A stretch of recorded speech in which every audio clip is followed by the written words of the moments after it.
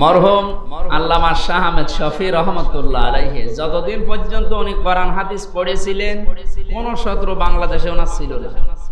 ছিল যতদিন পর্যন্ত কোরআন হাদিস উনি বুঝেছেন সমস্যা ছিল। ছাত্রদেরকে পড়িয়েছেন, আমল করার জন্য জানিয়েছেন, সমস্যা ছিল না। কিন্তু যখন বলেছে না এই কোরআনে আছে ওয়াল্লাযিনা ইউযুনা রাসূলাল্লাহি লাহুম আযাবুন আলীম, দুনিয়ায় যারা রসুলকে কষ্ট দেয় তাদের জন্য যন্ত্রণাদায়ক শাস্তি, সুতরাং রসুলকে আমি কষ্ট দিতে দেব না, আমি তো দেব না আরো কাউকে দিতেও দেব না। তখন তার নাম পর্যন্ত কিন্তু পাল্টিয়ে গেছে। তার নাম আহমেদ শফি, নাম দিয়েছে তেতুল হুজুর। কথার অর্থ টের পাচ্ছেন কি বলছি? হাক্কা তেলাওয়াতি এইটা। أما بعد فأعوذ بالله من الشيطان الرجيم بسم الله الرحمن الرحيم ويل للمطففين الذين إذا اكتالوا على الناس يستوفون وإذا كالوهم أو وزنوهم يخسرون ألا يظن أولئك أنهم مبعوثون ليوم عظيم يوم يقوم الناس لرب العالمين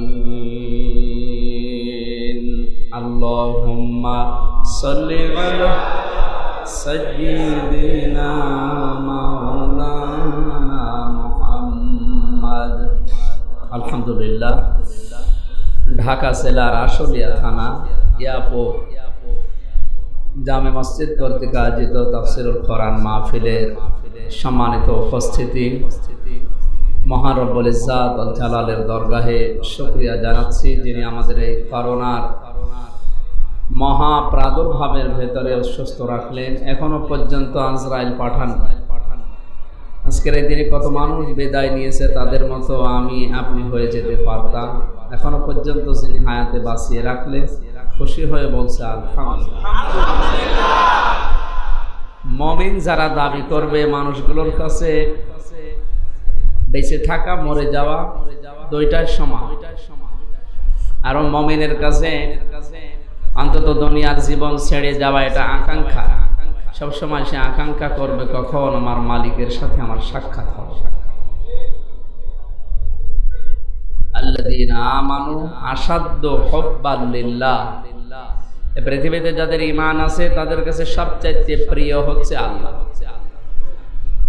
আল্লাযীনা আমানু আশাদ্দু ইসমে তাফজিল দিয়েছে, সবচেয়ে বেশি ভালোবাসবে তারা, আকাঙ্ক্ষা করবে, কামনা করবে আল্লাহকে। কাকে? আল্লাহকে। সুতরাং আমাদের যেহেতু ঈমান আছে, এই আকাঙ্ক্ষা এই কামনা আমাদের থাকা লাগবে। আমাদের বেঁচে থাকা আর মরে যাওয়া যদিও দুইটাই সমান, তারপরও যিনি বাঁচিয়ে রাখলেন ইবাদতের জন্য বাঁচিয়ে রেখেছেন, এই নিয়তে পৃথিবীর অন্যতম ইবাদত হচ্ছে এইটা। কারণ আপনি যাই করবেন এই পৃথিবীর এই জমিনে ওটার হিসাব দেওয়া লাগবে। কিন্তু কোরআনের জন্য যদি কোনো সময় আপনি ব্যয় করেন, কোনো টাকা পয়সা খরচ করেন, কোনো বুদ্ধি পরামর্শ দেন, কিয়ামতের দিন ওই টাকা পয়সার জবাব দেওয়া লাগবে। নবীজি বলেন দুনিয়ায় কোরআনের পেছনে কোরআন বসতে, কোরআন পড়তে, কোরআন প্রচার করতে, কোরআন কায়েম করতে, এগুলো যারা সময় ব্যয় করবে, টাকা পয়সা দেবে, কিয়ামতের দিন আল্লাহ তাদের জীবনের ওই সময়ের হিসাব বাদ দিয়ে বাকি সময়ের হিসাব সুম্মা লা তুসআলুন্না ইয়াওমাইযিন আনিন নাঈম, প্রতিটি নিয়ামতেরই শুকরিয়া আদায় করা, প্রতিটি নিয়ামতেরই জবাব দেওয়া লাগবে। শুধুমাত্র এইটার কারণে জবাব এই 1 ঘন্টার দেওয়া লাগবে। আমরা এখন ঘন্টা খানিক কথা বলবো, এই 1 ঘন্টা কিয়ামতের ময়দানে আমাদের যখন জবাব দিতে হবে, আল্লাহ বলেন কিয়ামতে ওই 1 ঘন্টার জবাব আমি আর নেব। দোয়া করছে আজকের মুসাফির অবস্থায় আছে, অন্তত যে কয়দিন বেঁচে আছি পুরাটা সময় যেন আল্লাহ কোরআন কেন্দ্রিক কোরআনের পেছনে লেগে থাকার তৌফিক আমাদের দান করে। অন্তত যেন মরণের পরে জবাবই দেওয়া না হয়, কারণ জবাব দিয়ে আল্লাহর সামনে থেকে বের হওয়া এটা সহজ, এক গ্লাস পানিরও জবাব দিতে পারবে না। নবীজি বলেন, মান করাল কোরআনা ফাস্তাজহারাহু ফাহাল্লা হালালাহু ওয়া হাররামা হারামাহু আদখালাহুল্লাহুল জান্নাহ ওয়া শাফাআহু ফি আশারাতিন মিন আহলি বাইতিহি কুল্লুহুম ক্বাদ ওয়াজাবাত লাহুন নার। আমরা অনেকে সে জন্মের পর থেকে হাদিস শুনছি, শোনেননি? হ্যাঁ, শুনে আসছি। এর ভেতরে গুরুত্বপূর্ণ দুইটা তথ্য আছে, শুনতেছেন আপনারা? আলেম যারা আছেন তাদেরকে বলছে, আলেম আছে না? এতক্ষণ কথা বলছিলেন আমার শ্রদ্ধাভাজন ভাই, আমি কিছু কথা শুনেছিলাম আসার সময়। আল্লাহ তার কথাগুলো আমল করার তৌফিক যেন আমাদেরকে দান করে। নবীজির এই কথা হচ্ছে, মান করাল কোরআন, যে ব্যক্তি কোরআন পড়বে। আজকে আমি জমার আলোচনা ছিল আমার আজকে মগবাজার রাত-দিন হাসপাতাল জামে মসজিদে, ওখানে কোরআন পড়ার ব্যাপারে একটা তথ্য বলেছি। আমরা অনেকে মনে করি আমি তো কোরআন পড়ছি না। আল্লাযীনা আমানু আল্লাযীনা আতাইনাহুমুল কিতাবা ইয়াতলুনাহু হাক্কা তিলাওয়াতি উলাইকা ইউমিনুনা বিহি। আল্লাহ বলেন, হে নবী, আপনার উম্মতের ভেতরে কোরআন বিশ্বাস করে কারা জানেন? কারা? ইয়াতলুনাহু হাক্কা তিলাওয়াতি, যারা কোরআন শরীফ হক আদায় করে পড়ে। কি করে? হক আদায় করে পড়ার অর্থ আবার চারটা। এক নাম্বার, আপনাকে শুদ্ধ করে পড়া লাগবে। দুই নাম্বারে মাতৃভাষায় ওই কথাগুলোর অর্থ বোঝা লাগবে। তিন নাম্বারে যে জ্ঞান আপনি ওখান থেকে পেলেন, বুঝলেন, ওইটা আপনার প্র্যাকটিক্যাল লাইফে আমল করা লাগবে। চার নাম্বার, ওই কথাগুলো মানুষের কাছে পৌঁছিয়ে দেওয়ার জন্য দৃঢ় সিদ্ধান্ত নেওয়া লাগবে। এটার নাম হচ্ছে হাক্কা তিলাওয়াতি। এতটুকু আল্লাহ শেষ করে দেননি, উলাইকা ইউমিনুনা বিহি। আল্লাহ বলেন, এই মানুষগুলোই কোরআন বিশ্বাস করে। তাহলে এই যে তেলাওয়াতের যে মাপকাঠি বললাম, নিয়ম বললাম, এই অনুযায়ী কোরআন বিশ্বাস করা মানুষ বাংলাদেশে কি ৯৬ ভাগ না ৬ ভাগ? আগের ৯ ভাগ। চিন্তা করেন, ৯৬ ভাগ মুসলমান কিন্তু আমরা দেশে। এখানেও অন্তত যারা আছি কোরআন শরীফ শুদ্ধ করে পড়তে পারে মানুষের সংখ্যা বেশি না কম? আর বোঝা মানুষের সংখ্যা আরো কম। আমল করার আর দৃঢ় সিদ্ধান্ত নিয়ে যে মানুষের কাছে পৌঁছিয়ে দেওয়ার দায়িত্ব নেবে, এটা তো নেই। মরহুম আল্লামা শাহ আহমেদ শফি রহমতুল্লাহ আলাইহি যতদিন পর্যন্ত উনি কোরআন হাদিস পড়েছিলেন, কোন শত্রু বাংলাদেশে ওনার ছিল না। ছিল? যতদিন পর্যন্ত কোরআন হাদিস উনি বুঝেছেন, সমস্যা ছিল। ছাত্রদেরকে পড়িয়েছেন, আমল করার জন্য জানিয়েছেন, সমস্যা ছিল। কিন্তু যখন বলেছে না, এই কোরআনে আছে ওয়াল্লাযীনা ইউযুনা রাসূলাল্লাহি লাহুম আযাবুন আলীম, দুনিয়ায় যারা রাসূলকে কষ্ট দেয় তাদের জন্য যন্ত্রণাদায়ক শাস্তি। সুতরাং রাসূলকে আমি কষ্ট দিতে দেব না, আমি তো দেব না, আরো কাউকে দিতেও দেব না। তখন তার নাম পর্যন্ত কিন্তু পাল্টিয়ে গেছে। তার নাম আহমেদ শফি, নাম দিয়েছে তেতুল হুজুর। কথার অর্থ টের পাচ্ছেন কি বলছি?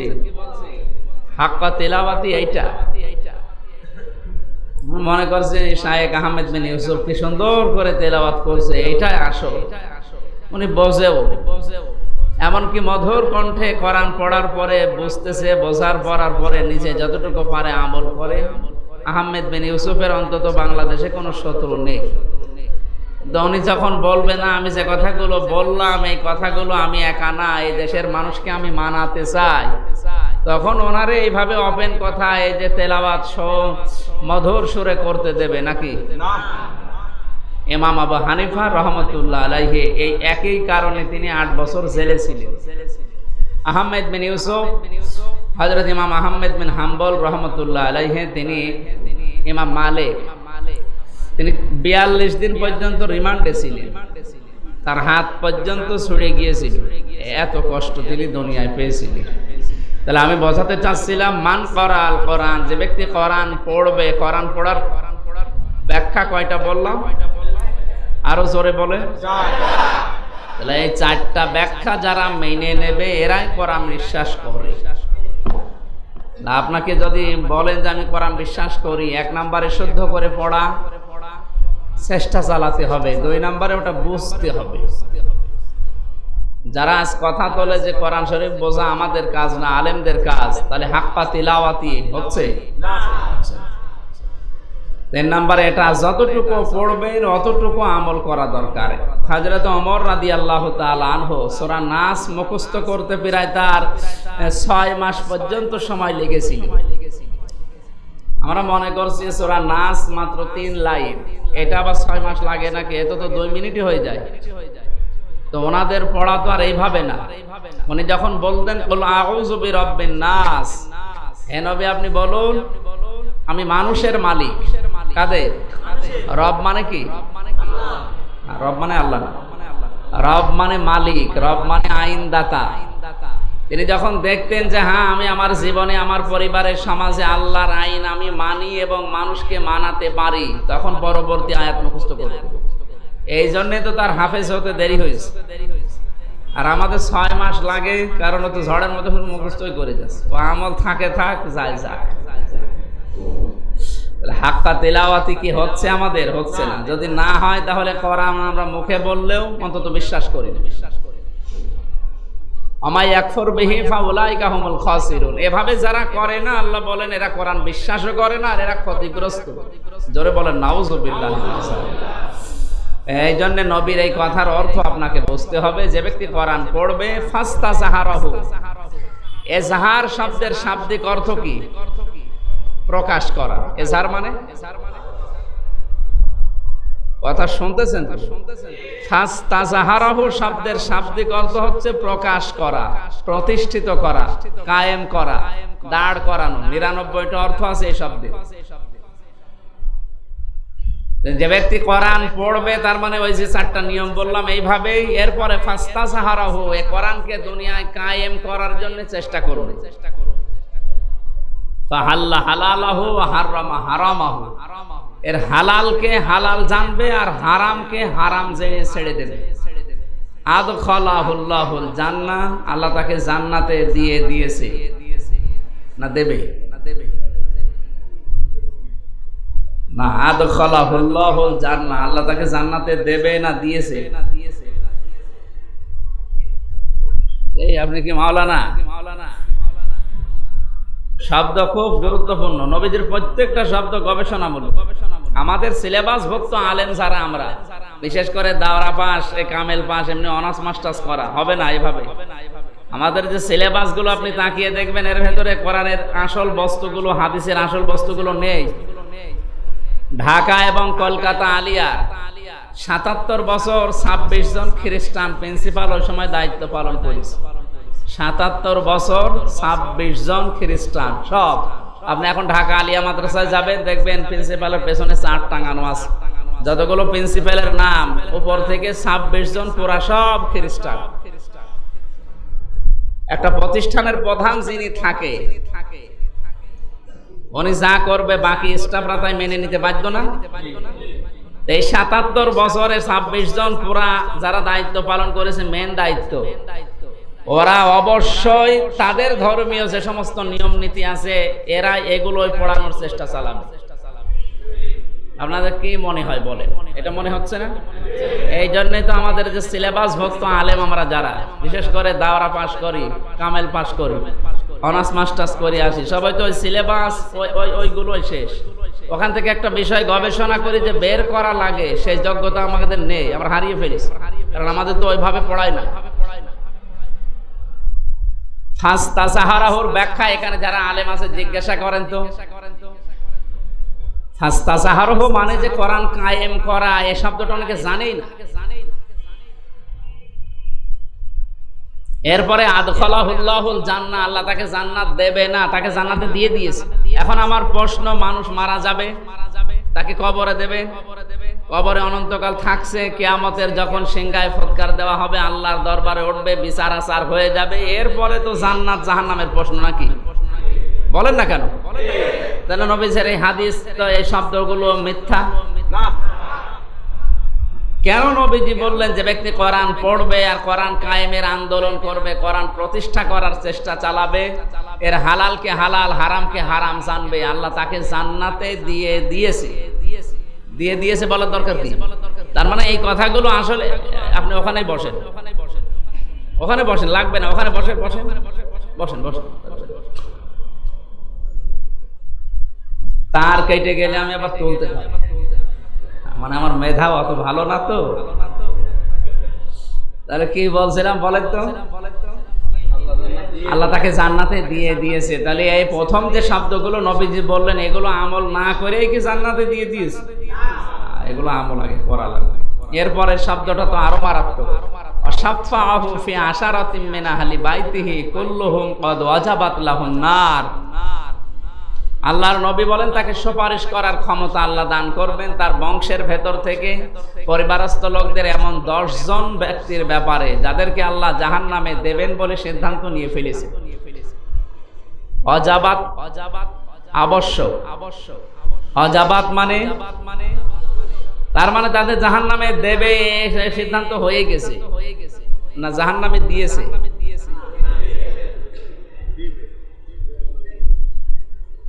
শব্দগুলো কিন্তু খুব গুরুত্বপূর্ণ শব্দ, বাড়ি যায় কিছু চিন্তা ভাবনা করেন যারা গ্রামার বোঝে। অদ অজাবাত লাহুন নার দিয়েছে, অদ দিয়েছে না, অজাবা, এরপরে নার শব্দটা শেষে আছে। অবশ্যই আল্লাহ তাকে জাহান্নামে দেবে, দিয়েছে এ কথা কিন্তু এই হাদিসে নেই, দেবে। তার মানে জাহান্নামে দিয়ে দেওয়ার পরে আবার তাকে নিয়ে আসবে এই হাদিসে এই কথা না।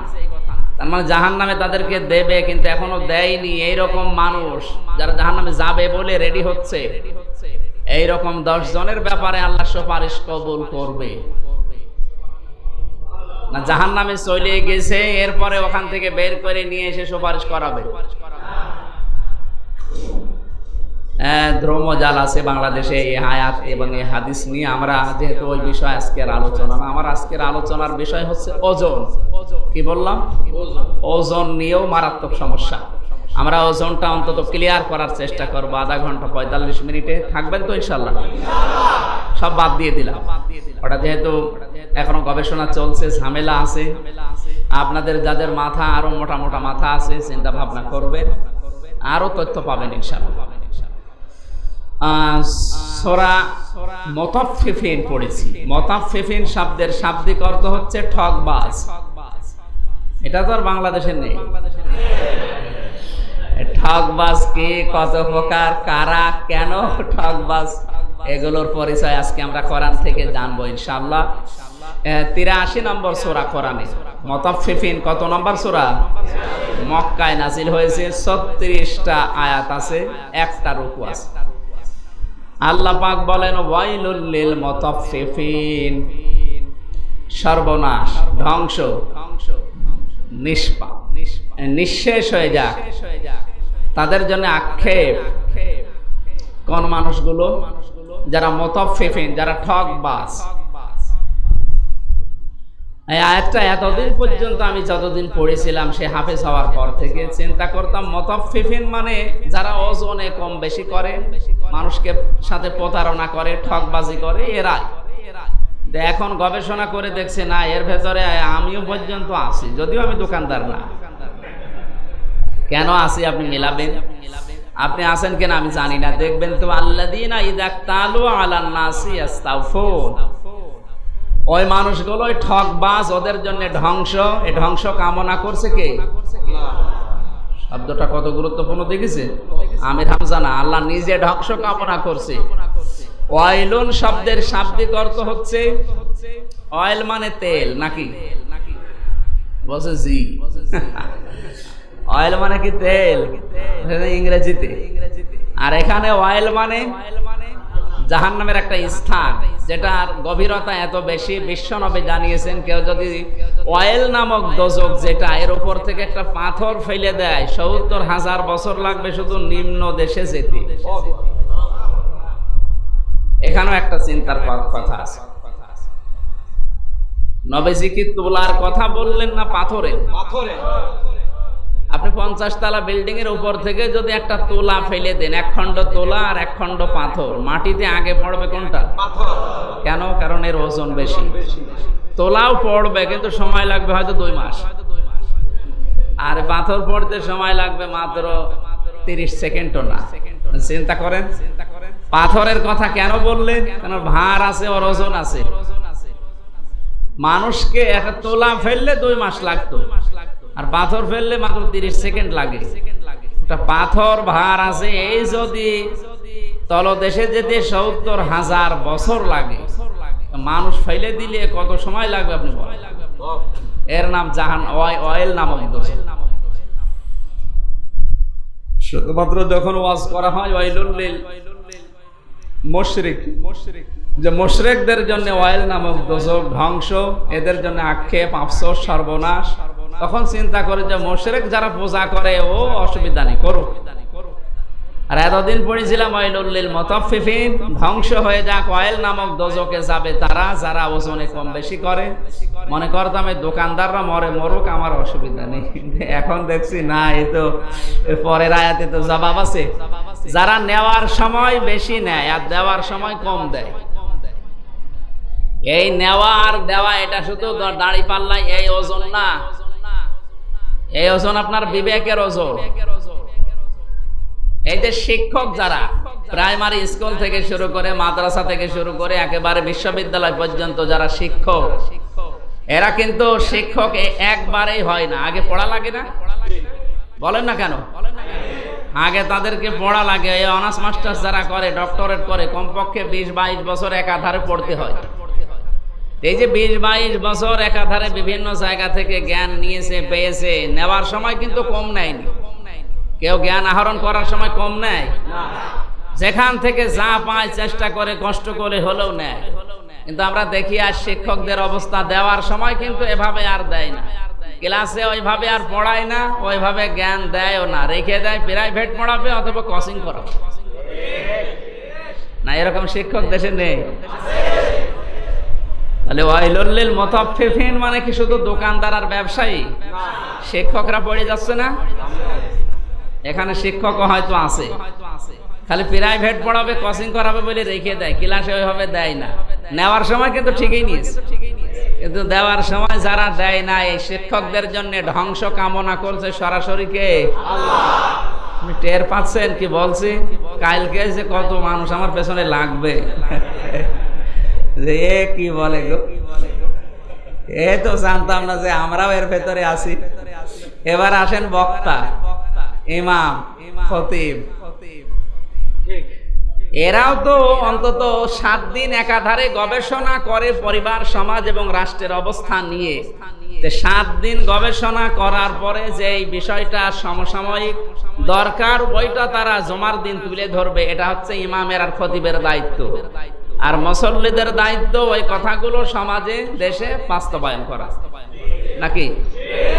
এই যে কয়েকদিন আগে আলাউদ্দিন জিহাদি নামে যে লোকটা ধরা পড়ার পরে রিমান্ডে এখন আবেদন করেছে, ওনার পক্ষে সুন্নি নামধারী যে মানুষগুলো মিছিল, মিটিং, গজল, কাওয়ালি বিভিন্ন জিনিস গাচ্ছে।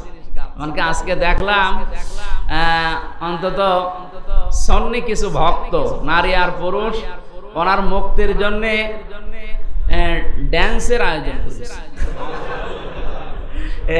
ড্যান্সের নাম দিয়েছে ডান্স জিকির। নারী আর পুরুষ এমন ভাবে লাফাচ্ছে আর জিকির করছে, কাপড় কোথায় কার ঠিক নেই, মুক্তি চায় আলাউদ্দিন। তা আমি মাঝে মাঝে এদের এই দৃশ্যগুলো দেখে চিন্তা করছি, এরা কিন্তু আর যাই হোক এই সুন্নি নামধারী এরা কিন্তু সুসংগঠিত, ঐক্যবদ্ধ আছে। আপনি সারা বাংলাদেশে দেখবেন প্রায় জেলায় এই একটা লোকের জন্য।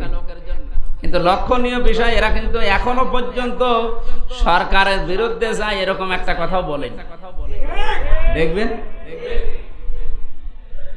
এরপরে সমসাময়িক যে বিষয়গুলো, এ বিষয়ে কোনো কথা তাদের মুখে নেই, খালি আন্দাজে একটু চিল্লা পাল্লা করছে, আন্দাজে আবেগে লাফাচ্ছে। ওরা জাতে মাতাল হলো তাহলে ঠিক আছে, জানে যে যতই আবেগ আসুক, সরকারের বিরুদ্ধে গেলে এই যে 5-6 জন বিশাল সমাবেশ ডাক দিয়েছে, বিশাল মিছিল, মানববন্ধন চলছে বিশাল ঐতিহাসিক, অথচ গুইনে লোক দেখা গেল 11। জানে যে এই দেশে আমাদের যে লোক সংখ্যা এ দিয়ে অন্তত মুসলমানেরা যদি অন্তত সৎকার দেয় আমরা বেড়ে চলে যাব। এই জন্যে সরকারের বিরুদ্ধে কোনো কথা ওদের মুখে নেই, সরকারের বিরুদ্ধে চলে যায়। দ্বিতীয় নম্বরে সমসাময়িক যে বিষয়গুলো এখন দরকার, সমসাময়িক কি দরকার মানুষকে, আমার তো যতটুকু ধারণা এখন জমার দিনের আলোচনার বিষয় নেওয়া দরকার সূরা বাকারার এই 67 নাম্বার আয়াতটা, ওয়াইজ ক্বালা মূসা লিকওমিহি ইন্নাল্লাহা ইয়া'মুরুকুম আন তাযবাহু বাকারা। এই আয়াতগুলো মানুষকে শোনানো দরকার। এখানে যদিও ঘটনা আছে, আমি ঘটনার পক্ষে না। ঘটনা আপনি বলেন 5 মিনিট 7 মিনিট ঘটনা একটা বলেন, কিন্তু ঘটনা থেকে অন্তত 30 সেকেন্ড একটা শিক্ষা বের করেন।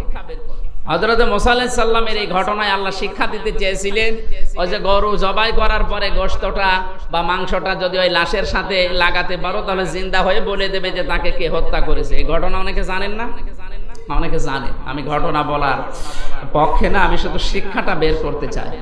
সমসাময়িক যেহেতু দরকার, ওই জামানায় হযরত মূসা আলাইহিস সালাম এই বুদ্ধি তাদেরকে দিয়েছিলেন আল্লাহর কথা মতো। কার কথা মতো? যে সত্যকে আমি প্রকাশ করতে চাই। এই যে যুবকটা তার চাচাকে হত্যা করে একটা অন্য বংশের মানুষদের উপরে, নিরপরাধ যারা তাদের উপরে দোষটা চাপিয়ে নিজে সাধু সাজবে, এই নিয়ত ছিল তার। আল্লাহ রাব্বুল আলামিন বলেন, আমি এই ঘটনাটা নবীজির উম্মতের কাছে বর্ণনা করলাম এই কারণে, কিয়ামত পর্যন্ত হয়তো মূসা নবী থাকবে না। থাকবে? মূসা নবীর উম্মতের ভেতরে যারা এই কাজ করেছিল এরাও থাকবে না, কিন্তু এদের উত্তরাধিকারী কিয়ামত পর্যন্ত আসবে, যারা নিজেরা অন্যায় করার পরে নিরপরাধ মানুষের উপরে দোষ চাপিয়ে তাদেরকে সমাজে হেয় প্রতিপন্ন করবে। এখন যেটা চলছে এই যে নুরুল হক নূর ভিপি সাহেবকে নিয়ে যে মহিলা তার নামে দোষ দিয়েছে, ওই মহিলার চরিত্র কয় নাম্বার এই পৃথিবীতে কিন্তু এখন অলরেডি জানা হয়ে গেছে।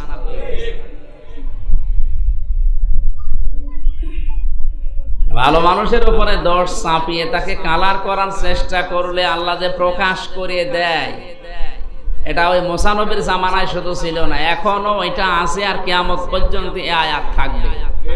তাহলে মানুষকে এই আয়াত দিয়ে অন্তত সতর্ক করা দরকার। তুমি আর যাই করো, অন্তত নিজে অন্যায় করে অন্যের উপরে চাপিয়ে দিলে সেটা কিন্তু প্রকাশ আল্লাহ করবে, কারণ এই দায়িত্ব দুনিয়ার মানুষ না নিলেও আল্লাহ নেবে। হয়তো কোরআনের আয়াত ওইভাবে নাজিল হবে না, কিন্তু যে কোনো কায়দায় মানুষের ভেতরে আল্লাহ ওই বিশ্বাস লাগিয়ে দেবে। আপনি এই দেশে এখন জরিপ চালাবেন, নরকি ধর্ষণকারী দেখবেন 100 জনের 98 জন বলবেন না। কথা বলেন না কেন? এই আয়াতগুলো যদি আমরা এইভাবে সমসাময়িক বিষয় নিয়ে কি দরকার, এখন মানুষকে কি দেওয়া দরকার, এভাবে আলোচনা করতাম, আমরা কিন্তু ঠিক ওভাবে ওগুলো নিয়ে এসেছি। আন্দাজে কামেল পাস দাওরা পাস করে না, ওগুলো পড়িয়ে এসেই করে, কিন্তু এগুলো তুলে ধরে না। তার মানে নেওয়ার সময় ঠিক মতোই নেয়, দেওয়ার সময় পরিবেশের তাকিয়ে, বাস্তবতার দিকে তাকিয়ে ভয়ে লজ্জা এগুলো বলতে চাই না। এরা হচ্ছে মুতাফফিফিন। এরকম বক্তা এখন দেশে নেই। একটা একটা করে প্রত্যেকটা দিক এবং বিভাগে নিয়ে যান, এই আয়াতটা মিলে যাবে। এই যে যারা ডাক্তার, তারা অন্তত যারা এমবিবিএস পাস করে, এফসিপিএস, এফআরসিএস, কত কষ্ট করা লাগে আমি জানি, কারণ কয়েকজন ডাক্তারের সাথে আমি মিশে দেখেছি। এফসিপিএস যারা করে, এফআরসিএস, এই যে কি পড়া করা লাগে, সারা দিন সারা রাত নেওয়ার সময় কিন্তু ঠিক মতোই নিয়ে আসে, কিন্তু কর্মজীবনে যে ওইটা আর ঠিক থাকে না। সিজার করার নিয়ম হচ্ছে, যদি কোনো মহিলার ব্যথা ওঠে তাহলে অন্তত ডাক্তারদের বোর্ড বসাতে হবে। সর্বসম্মতিক্রমে সিদ্ধান্ত নেওয়ার 3টা বিষয় আছে। 1 নাম্বার যদি দেখে সন্তানের পানি শুকিয়ে গেছে, 2 নম্বর সন্তানটা উল্টিয়ে গেছে, 3 নাম্বার পেটের ভেতরে পেশাব পায়খানা করে ফেলেছে, এরকম অবস্থায় হলে ডাক্তাররা বোর্ড বসাবে, পরামর্শ সভা শেষ করে সিদ্ধান্ত দেবে, এরপরে সিজার। কিন্তু এখন কি বাস্তবে ওটা আমরা দেখি? শুধু অ্যাম্বুলেন্সের আপনি ডাক শোনাবেন, ডাক্তাররা গপে হাসবে। আমার তো আর গপ নেই, আমি গপ এই জন্য কেটে ফেলেছি। গফে হাঁটবে আর চিন্তা করবে অ্যাম্বুলেন্সের ডাক, তার মানে অন্তত সরে ধার দেওয়া লাগবে। কিন্তু নেওয়ার সময় ওইটা করেনি। নেওয়ার সময় যে জ্ঞানগুলো নিয়েছিল এই নিয়তে নিয়েছে না, ওকে পড়ানোর সময় ঠিক ওইভাবেই পড়িয়েছে, কিন্তু বাস্তবতায় এসে না, আর দেওয়ার সময় ঠিক মতো দিচ্ছে না। দুনিয়ার দিকে ঝুঁকে পড়ার কারণে ঠিক মতো আর দেয় না। আল্লাহ রাব্বুল আলামিন এই মানুষগুলোকে ইন্ডিকেট করে জানিয়েছেন। এরকম আপনি রাজনীতিবিদ যারা, তাদের কাছে নিয়ে যান, ভোট নেওয়ার আগে কত রকমের কত কিছু আমাদের দিতে চায়, ভোট হয়ে গেলে ওগুলো আর দেয়। এই যে নেওয়ার সময় ঠিক মতোই নিচ্ছেন ভোট নেওয়ার সময়, কিন্তু দেওয়ার সময় তো আপনি এই ভোটের কথাগুলো আর রাখলেন না, আপনিও মুতাফফিফিনের ভেতরে শামিল। আল্লাহ তাআলা বলেন আলা ইয়াযুন্নু উলাইকা আন্নাহুম মাবউসুন, এই মানুষগুলো কি কিয়ামতে জবাব দেওয়া লাগবে, ওঠা লাগবে, এ বিষয়ে কি তারা ধারণা, তাদের কি সন্দেহ লাগে, বা তাদের কি ধারণা নেই যে আমার কিন্তু ওঠা লাগবে একদিন? এই জন্য মানুষের চরিত্র যদি সংশোধন করতে হয়, মানুষের চরিত্র যদি পরিচ্ছন্ন করতে হয়, কিয়ামতের বিশ্বাস ছাড়া সম্ভব না। আল্লাহ কিন্তু ওজন স্তরের বিভিন্ন কথাগুলো বলছিলেন, মানুষকে মেপে দাও, ওজন দাও, এই সমস্ত কথাগুলো বলতে বলতে হঠাৎ আলোচনার লাইন তিনি কেটে দিয়ে কিয়ামতের দিকে নিয়ে গেলেন। তার মানে মানুষকে আল্লাহ জানাতে চায়, তোমার চরিত্র যদি তুমি পরিচ্ছন্ন রাখতে চাও, তাহলে কিয়ামতে জবাব দেওয়া লাগবে। এই বিশ্বাস যতক্ষণ পর্যন্ত বদ্ধমূল না হবে, ততক্ষণ তোমার এই দুনিয়ার ফেপে পড়ে ঠিক থাকতে পারবে। তাহলে আমাদের উচিত এখন থেকে আমাদের চরিত্র সংশোধন করতে হলে আখিরাতের বিশ্বাস। কিসের? আলা ইয়াযুন্নু উলাইকা আন্নাহুম মাবউসুন। আল্লাহ পাক বলেন তারা কি ধারণা করে যে তাদেরকে ওঠা লাগবে না নাকি? লিয়াউমিন আযীম, সেই মহান দিবসে, ইয়াউমা ইয়াকুমুন নাসু লিরাব্বিল আলামিন, যেই দিন সকলে তার রবের সামনে দণ্ডায়মান হবে। কোন দিনের নাম এটা? কিয়ামতের দিন। কোন দিন? আমাদের চরিত্র সংশোধন করার, চরিত্র পরিচ্ছন্ন করার যতগুলো উপায় আছে পৃথিবীর মানুষকে ভালো করার জন্য, অন্যতম একটা মাধ্যম হচ্ছে কিয়ামতের বিশ্বাস দৃঢ় করা। জবাব দেওয়া লাগবে, এই বিশ্বাসটা তৈরি করতে হবে। আর এই জন্যই তো আজকের আয়োজন, নাকি দুনিয়ায় এটা শেষ? আমাদের আর একটা জগৎ সামনে আসতেছে। সম্মানিত ভাইরা, ওই জগতে দাঁড়াতে হবে সবাইকে আল্লাহর দরবারে। প্রথমে একা একা, প্রথমে কয়জন করে? কিয়ামতে যে বিচার ব্যবস্থা আল্লাহ কায়েম করবে, সবাইকে কিন্তু একবারে দাঁড় করাবে না, সবাইকে আল্লাহ ডাকবে তার নিজের কাছে একা একা। অকুল্লুহুম আতিহি ইয়াউমাল কিয়ামাতি ফারদা, কিয়ামতে প্রতিটি মানুষকে আমার সামনে আমি বিচার করার জন্য যখন ডাক দেব, দল বেঁধে না। কয়জন করে? আপনি একা যাবেন? একটু ভাবেন তো, আপনি আল্লাহর সামনে একা একা দাঁড়িয়ে থাকবেন। 5টি বিষয় জিজ্ঞাসা করা হবে। আন উমরিহি ফিমা আফনা, একটা জীবন দিয়েছিলাম 60, 70, 80, 90, 100 বছরের, কি করলে জীবনে বলো তো দেখি। ওয়াং শাবাবিহি ফিমা আবলা, একটা যৌবনকাল দিয়েছিলাম, এই যৌবনটা কি করে কাটালে ওইটা বলো। যৌবনকালের ভেতরে, জীবনের ভেতরে কি যৌবনকাল নেই? কথা বুঝতেছে?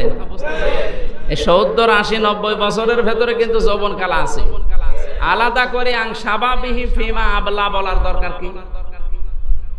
কোন মানুষ যদি তার যৌবন বয়সের হিসাব ঠিক করে রাখতে পারে, তাহলে তার এই শিশু বয়সের এবং শেষ বয়সের জবাব আল্লাহর কাছে আর দেওয়া লাগবে না।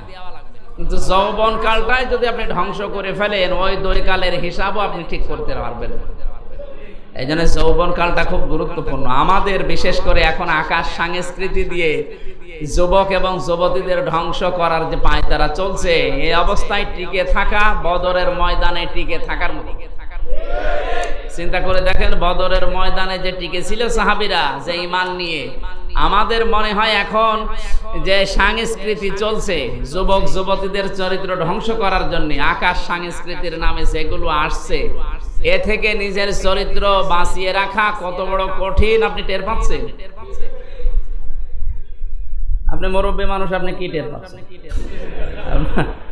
আপনার তো টের পাওয়ার কথা, টের তো পাচ্ছি আমরা। মুরব্বী মানুষ টাচ ফোন চালাতে পারে তো কি বুঝবে?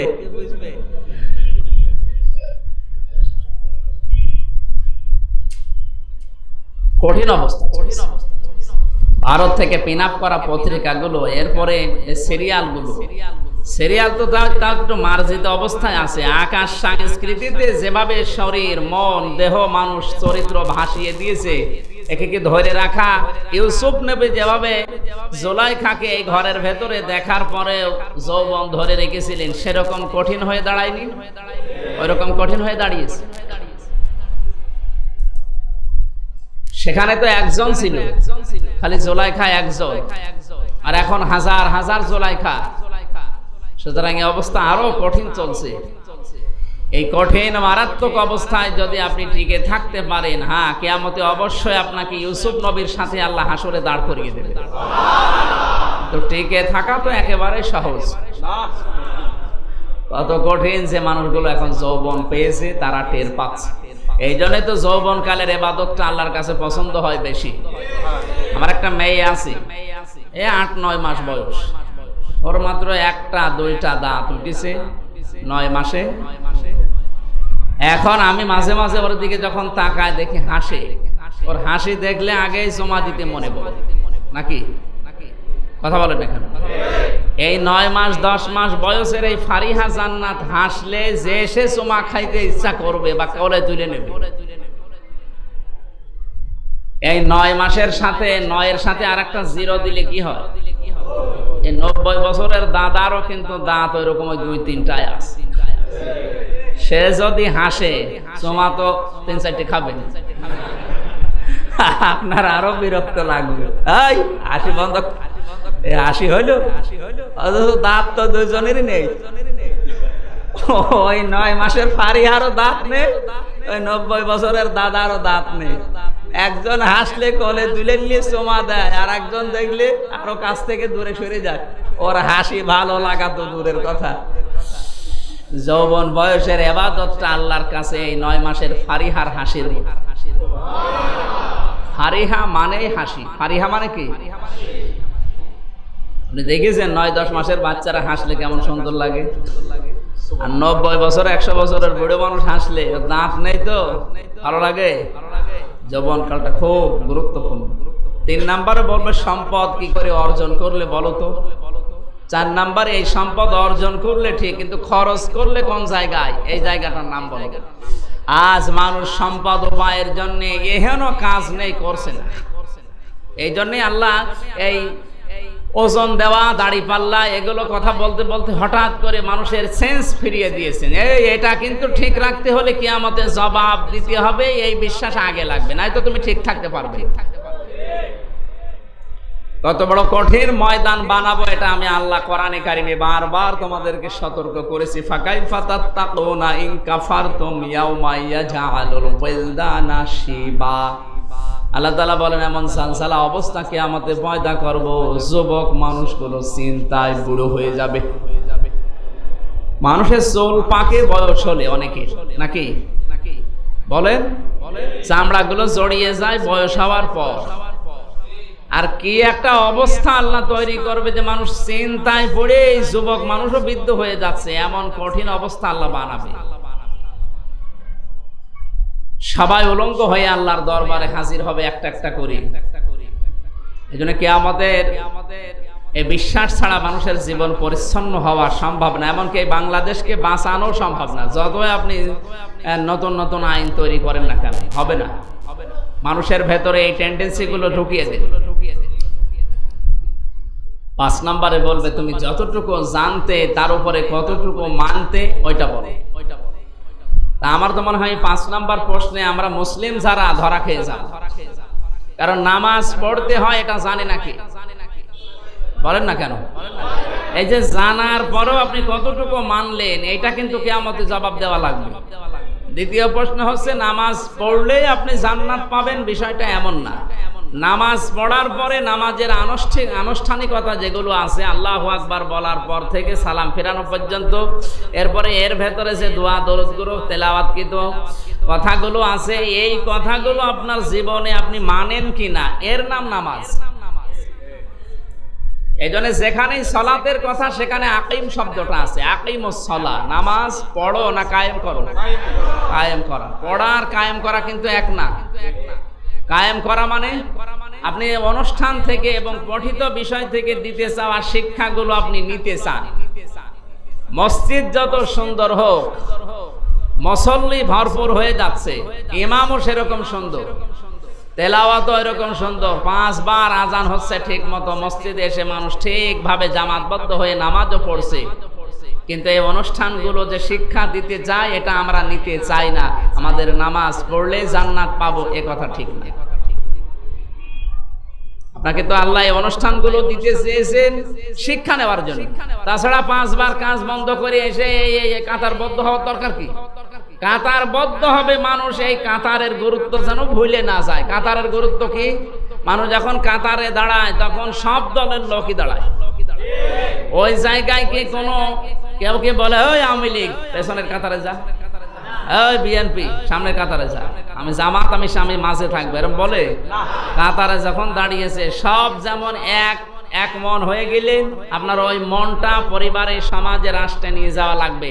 কারণ এখানে আল্লাহর বিধান ছিল একটা। কয়টা? একটা। কি? এখানে আল্লাহর বিধান ছিল একটা, সেটা হচ্ছে সেজদা দেওয়া।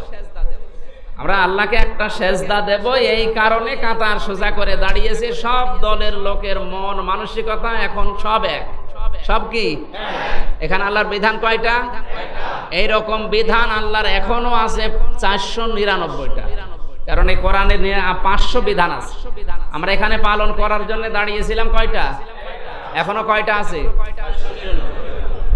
একটা পালন করতে যদি আপনি দিনের ভেতরে 5 বার এসে তাও বারবার কাতার সোজা করো আগে বলে দেই আমরা।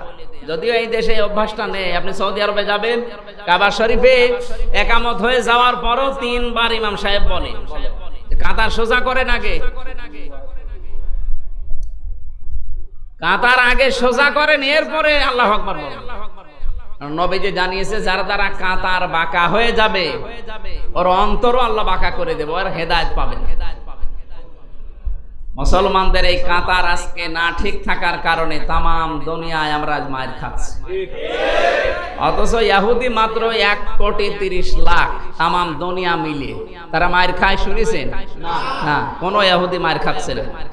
আর আমরা আছি 175 কোটি। আমার মনে হয় শুধু যদি প্রসাব করে দেওয়া হয় তা ওরা ভেসে যাবে। কারণ 175 কোটি, প্রসাব কি কম হবে? আর ওরা মাত্র 1,30,00,000। তাই তামাম দুনিয়া এখন চালাচ্ছে ওরা। আর ওরা মায়েরও খায়, কারণ ওরা ঐক্যবদ্ধ, সুসংগঠিত। এক জায়গায় কিছু হলে তামাম দুনিয়ায় যেখানে যে ইহুদি আছে ফুঁসে ওঠে। আর আমাদের ভেতরে কাতারের ওই শিক্ষা ওরা নিয়েছে, কাতারের ওই শিক্ষা আমরা নিতে পারিনি। অথচ ওরা কিন্তু 5 বার হবে নামাজ কাতার সোজা করে পড়ে না, পড়ে যেখান থেকে যা নেওয়া দরকার আপনি ওইটা নিলেন না। তাই আপনারও সুন্দর মসজিদে নামাজ পড়ে কি আল্লাহ তো আপনার সেজদা নেওয়ার জন্য বসে নেই যে ও আমির হামজা যদি আমার সেজদা না দেয় তাহলে আমার মনে হয় ক্ষমতা চলে যাবে এই 15 সালে, এরকম নাকি? আল্লাহ আপনাকে কিছু দিতে চায় এই কাতারের মাধ্যমে। এরপর আল্লাহু আকবার বলে যখন আপনি হাত বেঁধেছেন, আল্লাহ তাআলা জানাতে চায় বান্দা আসলে আমার কাছে অসহায়। আপনি যখন এভাবে দাঁড়াবেন দেখবেন অসহায় মনে হয় যে আমি আসামি না। এখান থেকে একটা মাসলা বের হয়, যে মানুষগুলো দাঁড়াতে সক্ষম না তারা বসে নামাজ পড়বে মাটিতে। কিভাবে?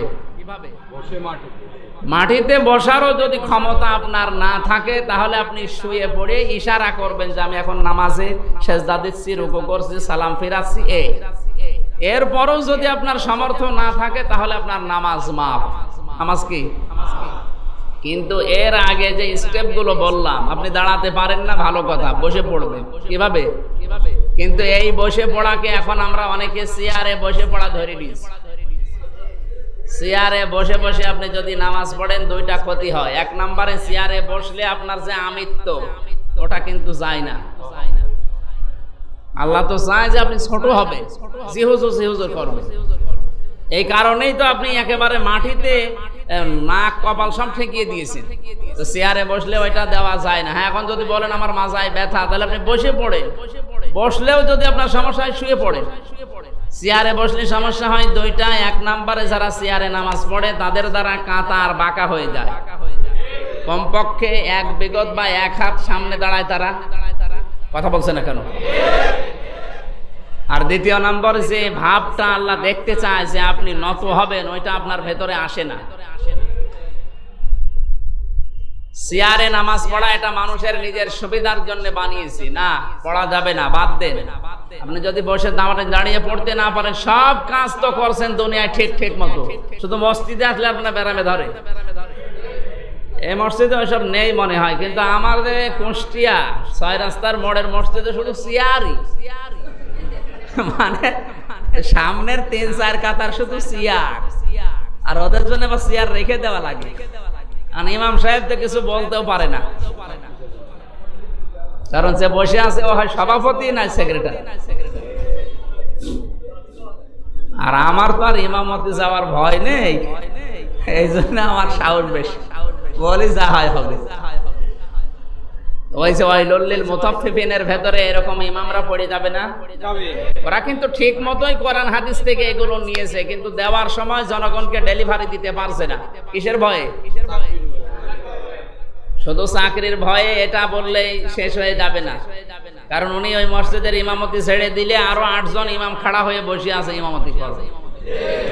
সমস্যা তো ওনার একা না, যেন আমরা আলেম যারা আমাদেরও দোষ আছে, আমরা ঐক্যবদ্ধ হওয়া দরকার। যে ইমাম কোরআনের সঠিক কথা বলার কারণে, নবীর এই হাদিস বলার কারণে তারে বাদ দিয়ে দেয়, ওই মসজিদের দরকার নেই, ওই মসজিদ দরকার তুলে দিন।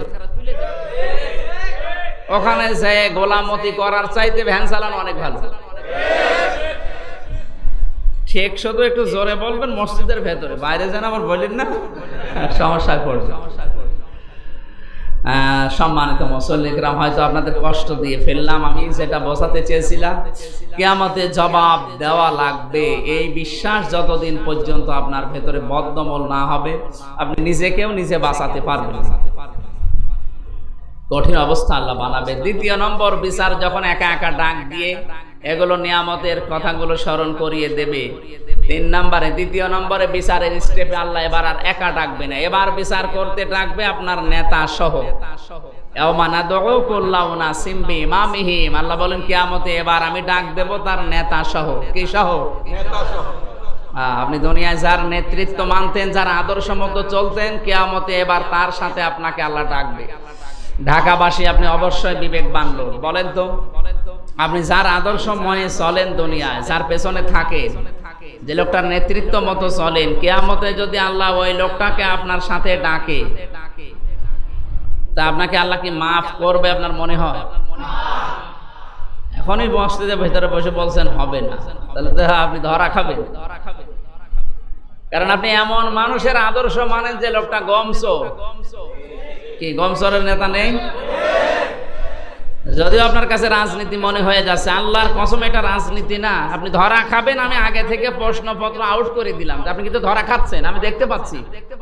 এরপরও যদি আপনি পাশ করতে না পারেন, ও আপনার আর লেখাপড়া করার দরকার নেই।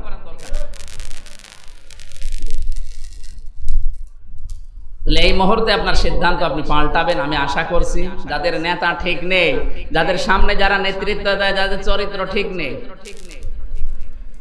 এই সমস্ত মানুষগুলো যাদের সামনে আছে এগুলো ডিলিট করে দিন। আর এদের কারণেই তো দেশ উন্নতির স্বর্ণ শিখরে পৌঁছায় না। এই শাহেদ করিমের মতো মানুষ যদি সামনে আসে, কি করেছে দেখেছে? এরপরে প্রদীপের মতো মানুষ, এরা যদি সামনে থাকে, এ কি কিয়ামত হয়ে গেলেও যে স্বপ্ন আমরা দেখছি ওই স্বপ্ন পূরণ হবে? কিয়ামত পর্যন্ত হবে না।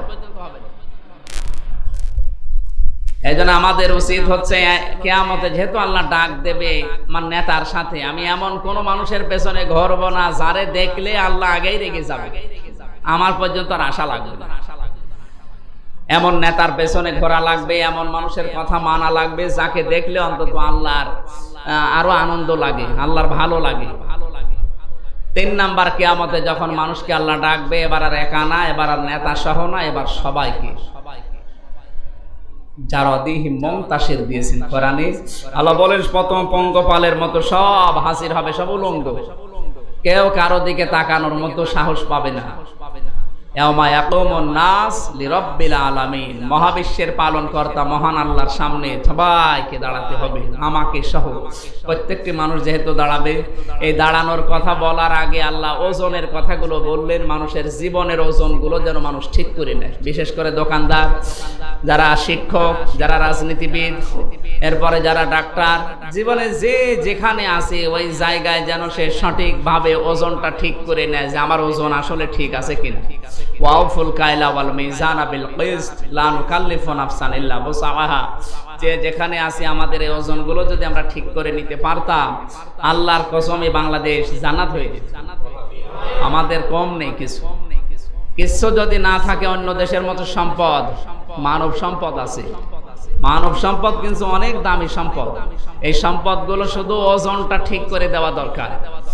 ওজনের কথা যখন আসতেছে, আমি আরেকটা কথা বলে শেষ করছি।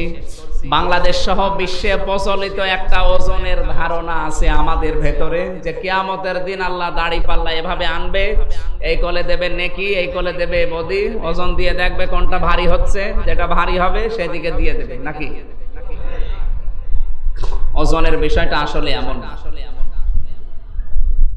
আপনি ওজনের বিষয়টা যদি বোঝাতে চান, পৃথিবীতে 3টা বিষয় আছে। এই মসজিদ যদি কেউ ওজন করতে চায়, এটা ওজন করা যাবে না। কি করবেন? এই মসজিদ দাড়ি পাল্লার উপরে তুলে দেবে। কিভাবে? এটা যদি মাপতে চান, পরিমাপ করতে চান, তাহলে এর মাপার যন্ত্র হচ্ছে হয়তো ফিতা, দড়ি, মিটার। কথা বলেন না কেন? এটা দিয়ে মাপলে আপনি বলতে পারবেন যে এটা হয়তো 2000 স্কয়ার ফিট। এটাই তো মাপ। এখন যদি আপনাকে বলি যে আপনি চাউল মেপে দেন, তাহলে একটা একটা করে গণনা করে মাপবেন। কিভাবে? বাটখারা লাগবে, কেজি লাগবে। কথা বলছেন না কেন? তাহলে এইটা মাপা আর এই মসজিদ মাপা কি এক? তাহলে এক একটা মাপ এক এক রকম না? তাহলে নামাজের ভেতরে নামাজ কায়েম করো শব্দটা বলে আল্লাহ যেটা বোঝাতে চেয়েছেন মানুষকে, ওজনের বিষয় ওখানে আছে। নামাজ পড়ার আগে আর পরে, নামাজ পড়া এবং নামাজের ভেতরে সব মিলে ফরজ আছে 13টা। আর ফরজ মানে মৌলিক। ফরজ মানে সবাই বলেন, এই মৌলিক কোন জিনিস যদি একটা বাদ চলে যায়, তাহলে আপনার অমৌলিক কোন জিনিস থাকলে তার দাম থাকে না। এই মসজিদের মৌলিক জিনিস হচ্ছে এই 3টা খুঁটি আর চারিদিকে যে 4টা খুঁটি আছে, এই 7টা খুঁটি নাকি? এই 7টা খুঁটি হচ্ছে মৌলিক জিনিস। এটা যদি থাকে তাহলে অন্তত এটা দাঁড়িয়ে থাকবে। আর এই খুঁটি নেই, এর অমৌলিক কিছু জিনিস আছে। অমৌলিক হচ্ছে এই ফ্যান, এরপরে এই যে কাপড়টা, এই মাইক, এই ক্যামেরা, এগুলো না থাকলেও মসজিদ হবে না নাকি? তাহলে এটা কি মৌলিক না অমৌলিক? আর আসল মৌলিক কয়টা বললাম? 7টা। এই খুঁটিগুলো নামাজের ভেতরে আর বাইরে মিলে ফরজ মৌলিক কয়টা? ভেতরে বেশি না বাইরে বেশি? হ্যাঁ, বাইরে কোনটা বেশি? বাইরে যেটা বেশি, কোনটা বেশি? সর্বপ্রথম যে ফরজটা কি পাক? শরীর পাক। জোরে বলেন। কোরআনের কথা, হাদিসের কথা শুনতে হলে ওখান থেকে চিন্তা ভাবনা করে কিছু বের করবেন, তাহলে দেখবেন আস্তে আস্তে আপনার অনেক কিছু আল্লাহ ধরিয়ে দেবে। আমি সেদিন থানাতে যাওয়ার সময় কোরআনের একটা আয়াত মনে করছিলাম। আল্লাহ তাআলা বলেন, ওয়ালা তানাযাউ ফাতাফশালু ওয়া তাযহাবা রিহুকুম আসবিরু ইন্নাল্লাহা মা'আস সাবিরিন। এটা সূরা আনফালের 46 নম্বর আয়াতের মাঝের অংশে আছে। আল্লাহ তাআলা বলেন, তোমরা যদি ঝগড়া করো, স্বামী স্ত্রীর ভেতরে, ভাই ভাইয়ের ভেতরে, ভাই বোনের ভেতরে, ননদ ভাবির ভেতরে যদি ঝগড়া হয়, জনগণের ভেতরে, পৃথিবীর কোন মানুষ যদি ঝগড়া ফাসাদ এগুলো নিয়ে লেগে থাকে, তাহলে 2টা জিনিস আল্লাহ কেড়ে নেয়। কয়টা? 2টা। 1 নম্বরে আল্লাহ বলেন তাযহাবা না, ফাতাফশালু, তোমাদের শক্তি আল্লাহ কমিয়ে দেবে, তোমরা সাহস হারিয়ে ফেলবে। ফাতাফশালু মানে সাহস হারিয়ে ফেলা, তোমাদের সাহস হারিয়ে যাবে। দুই নম্বরে ওয়াতাজহাবা রিহুকুম, তোমাদের বাতাস বেরিয়ে যাবে। তাজহাবা মানে চলে যাওয়া, রিহুকুম মানে তোমাদের বাতাস। বাতাস বেরিয়ে গেলে কি হয়? এই যে ফুটবল, বাতাস যতক্ষণ থাকে উড়তে থাকে, বাতাস নেই আর কাছে থাকে না। আমি এই তাজহাবা রিহুকুমের ব্যাখ্যা কোরআন শরীফ পড়ে বুঝতে পারছিলাম না। হঠাৎ সেদিন যশোরে এক অনুষ্ঠান ছিল, যাচ্ছে থানার কাছে অনুষ্ঠান, থানার দিকে তাকিয়ে দেখি অনেকগুলো গাড়ি পড়ে আছে, বিকলাঙ্গ গাড়ি। থানার ভেতরে যে গাড়িগুলো পড়ে থাকে, এই যে 6 মাস 1 বছর 2 বছর ওর হাওয়া থাকে, সব বিকলাঙ্গ হয়ে পড়ে আছে না? হাওয়া নেই, এই জন্য ওর কোনো দামও এখন নেই, পড়ে আছে অচল হয়ে। ওর ওপরে পশু পাখি পায়খানা করছে, এমনকি কিছু মানুষের উপরে যে গরুর গোবর পর্যন্ত শুকাতে দেয়। কথা বুঝতেছে? অথচ যদি হাওয়া থাকতো, গরুর গোবর কেউ থুতু ফেললা পর্যন্ত সাহস পেত না। যে হাওয়া নেই, এই জন্য যে কাজের জন্য দরকার ওই কাজ এখন আর মানুষ করে না। আল্লাহ তাআলা এটা বুঝিয়েছেন, তাজহাবা রিহুকুম, তোমাদের বাতাস যদি বেরিয়ে যায় তোমরা অচল হয়ে যাবে। আজ আমাদের বিশ্বে মুসলমানদের ভেতরে আর বাতাস নেই। আমরা ঐক্য নষ্ট করে মারামারি করি, গন্ডগোল করি। এজন্য আল্লাহ আমাদের থেকে সাহসও তুলে নিয়েছে। এখন আর সাহসী মানুষ পৃথিবীতে নেই, আছে? নেই, সাহস তো হারিয়েছে। এজন্য কোরআনের শব্দের দিকে খেয়াল করলে দুনিয়ার যে কোনো দিকে তাকালে আল্লাহ আপনাকে কিছু দেবে, কিন্তু ওই রকম মন নিয়ে শোনা লাগবে। এখানে আমি যে কথাটা বোঝাতে চাচ্ছি, নামাজের বাইরে 13টা ফরজের প্রথম ফরজ শরীর পাক। এই শরীর মানে শুধুমাত্র এই 3.5 হাত বডি না, 3.5 হাত বডি নাকি? এরকম শরীর আরো আছে। এই পরিবার একটা শরীর, এই সমাজ একটা শরীর, এই দেশ একটা শরীর। কথা বলেন না কেন? তাহলে আমার 3.5 হাত বডি পাক করার জন্য যদি নামাজ পড়া লাগে, ওযু করা লাগে, গোসল করা লাগে, এই সমাজ তো গোসল করানো লাগবে। এই সমাজ গোসল করাবেন কি দিয়ে? আপনি ঠিক সুন্দর করে ওযু করে মসজিদে আসেন, নামাজ পড়ার জন্য আসতেছেন এই বাইতুল আমান মসজিদে, হঠাৎ দেখলেন মসজিদের সামনে দিয়ে শাবনূর হেঁটে যাচ্ছে। শাবনূর চেনেন তো? সেই রকম ফ্যাশনে হেঁটে যাচ্ছে। আপনি যদি দেখে বলেন নাউজুবিল্লাহি মিন সালিক, চলে আসলেন মসজিদে, নামাজে দাঁড়িয়ে বললেন আল্লাহু আকবার, আলহামদুলিল্লাহি রাব্বিল আলামিন, আর আপনার মনে মনে হবে যে আমি কি দেখলাম? না, মনে হবে, আমি জানি আপনার মনে হবে। কি দেখলাম মনে হবে না? আপনারা তো আরো বড় বড় ওলি, আপনাদের ওসব মন নেই। এখন আপনি কি শাবনূরকে মেরে ফেলবেন? তাকে তো পবিত্র করা লাগবে নাকি? কি দিয়ে করবেন? পর্দা। এখন এই পর্দা আপনি বললে শাবনূর শুনবে? যে বললে শুনবে ওই জায়গা দরকার। এবার বলবে যে হুজুর রাজনীতির দিকে যাচ্ছে, আর ওখানে না গেলে তো আপনি ওরা কিয়ামত পর্যন্ত ওয়াজ করেও পর্দা নিয়ে আসতে পারবেন না।